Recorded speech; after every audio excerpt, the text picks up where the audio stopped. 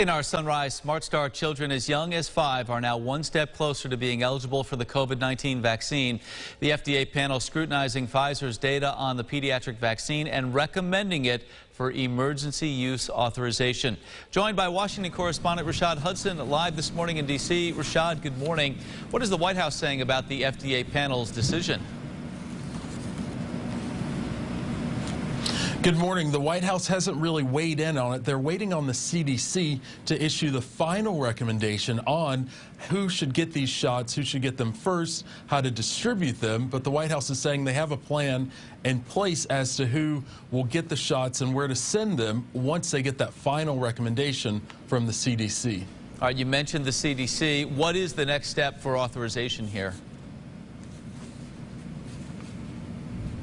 Well, the next step is the FDA will then make a determination. Then it goes to the CDC. Now, the CDC isn't bound by any recommendation from the FDA. What they will do, consider the information presented to them, make their own decision, as we've seen with other decisions that the CDC has made before, that they didn't directly take orders from the FDA. They may be added to it. But we're talking about 28 million children being eligible for Pfizer's pediatric vaccine once it's approved there in the end. And now a lot of people are concerned about mandates when it comes to children getting this vaccine. We haven't really heard anything from the White House on that front, but the FDA Advisory Committee said yesterday that they're not suggesting anything and that would have to be left up to other agencies. Watching that very closely, Rashad Hudson live in D.C. this morning. Rashad, thank you. The vaccine for children 5 to 11 would be a 2-dose regimen, just like it is for adults. The dosage given would be a third of the standard amount. However, Pfizer's study indicated the vaccine is 91% effective in preventing symptomatic COVID in children those ages, again 5 to 11. Lawmakers on Capitol Hill say they are nearing a deal on a spending bill backed by the president. When the legislation was first unveiled, it was a $3.5 trillion price tag, prompting objections from moderate Democrats. That has since been trimmed by nearly half to about $1.75 trillion. Locally, Monroe County is still under a flood warning this morning, or at least parts of the county are.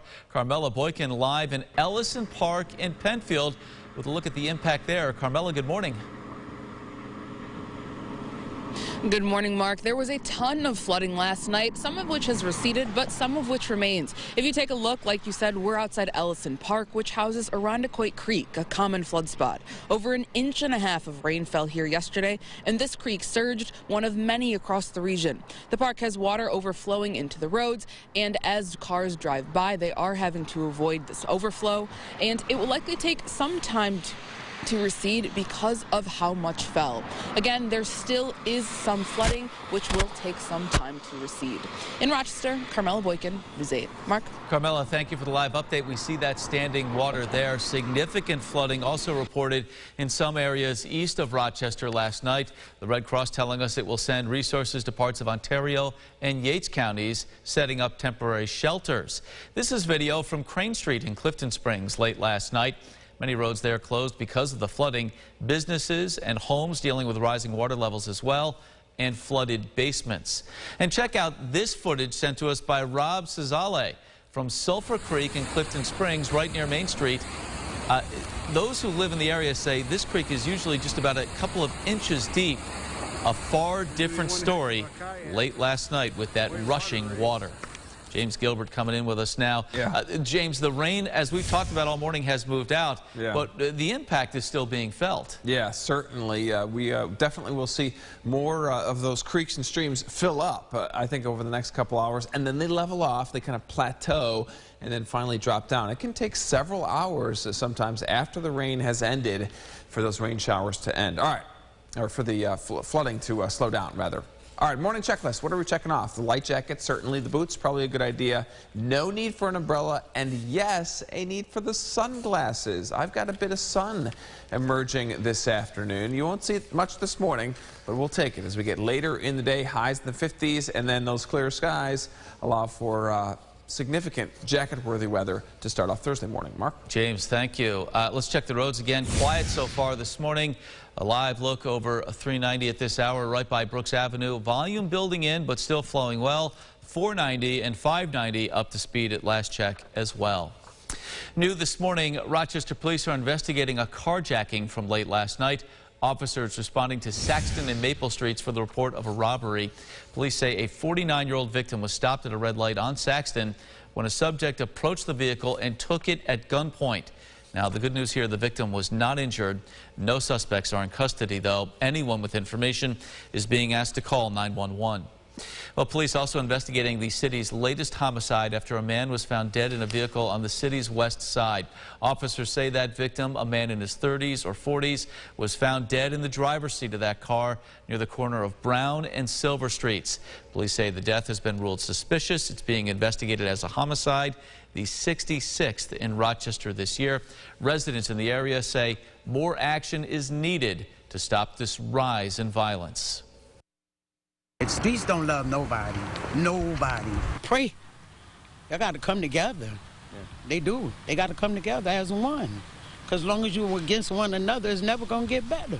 Never. I think the solution is going back to a village, where it takes a village to raise, instead of a child, but a neighborhood, a community. And the cause of death in this case is still under investigation. Meanwhile, a man now arrested in connection with a fatal shooting from August. Police tell us 25-year-old Tyreek Griffin has been taken into custody in the shooting death of 42-year-old Keegan Whitley. This happened back on August 28th at the corner of Flower City Park and Primrose in Rochester. Griffin charged with second-degree murder and criminal possession of a weapon. He is due in court later this morning. Canandaigua police have located that truck they say was involved in the death of 62-year-old Edwin Wesley during a hit-and-run over the weekend. Officials say Wesley was crossing South Main Street on a motorized scooter within the marked crosswalk when he was hit by that pickup truck which then fled. Police say the truck was located yesterday at a storage facility. Charges against the driver are pending. Promising news on the job market. Rochester outpacing New York State and the U.S. in private sector job growth year over year. This in a new report from the Labor Department showing between September of last year and this year, Rochester added more than 22,000 private sector jobs, a growth rate of 5.3%. That's better than the state's rate at 3.7% and the country's at 4.7%. Rochester is still slightly behind the growth rate in the Buffalo-Niagara Falls region, which was, again, slightly higher at 5.7%. National news, according to the Santa Fe County District Attorney, criminal charges have not been ruled out in the fatal shooting on the set of the new Alec Baldwin movie, Rust. Baldwin was rehearsing with a gun. He was told it did not contain live ammunition. The weapon, however, went off, killing the film's cinematographer and wounding its director. The DA says the investigation is focusing on determining what kind of rounds were in the gun and who placed them there. The Santa Fe County Sheriff and DA are scheduled to conduct a joint news conference coming up today at noon, talking about the ongoing investigation. No injuries reported after a massive commercial building catching fire in New Jersey. Officials in Pennsauken say an auto auction center went up in flames last night around 10. The cause of that fire is still under investigation. All right, let's get to the water cooler this morning. You can thank the Atlanta Braves for a free taco this morning. For the 10th year in a row, Taco Bell giving away a free taco because there was a stolen base in the World Series. Ozzie Albies stole the base in the first inning of Game 1 last night with the Braves and Astros. Fans can get their free taco coming up on November 4th. And, oh, by the way, the Braves won Game 1 of the World Series 6-2. Nice. Yes. Very exciting. So it's November 4th, James, so yeah. Taco Thursday next week. Yes, right.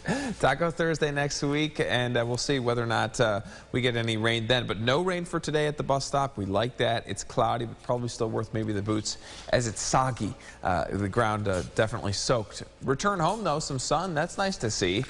Temperatures bump up a couple of degrees in the mid-50s. With clearing skies. Then we drop down to the upper 30s potentially tonight, and then decent looking Thursday, probably the best day of the week really, tomorrow before rain showers return on Friday. All right, James, thank you. That's it for us for now here on Sunrise. Our next update coming up in 30 minutes. CBS Mornings is up next. Have a great day. Follow News 8 wherever you are on RochesterFirst.com, Facebook, Twitter, and on our app for news and weather.